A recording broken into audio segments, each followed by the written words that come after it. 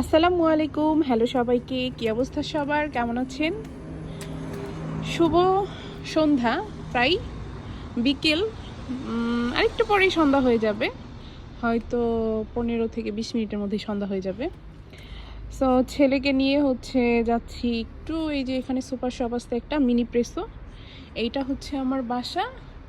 আর এই যে এই কোনাটায় আর একটু সামনে আগালেই একটা সুপার শপ আছে আমাদের এখানে বড়। সো ওইখানে যাচ্ছি মিনি প্রেসোতে, যে বেবিকে নিয়ে। কারণটা আমার বেবির ডাইপার শেষ হয়ে গেছে হঠাৎ করে।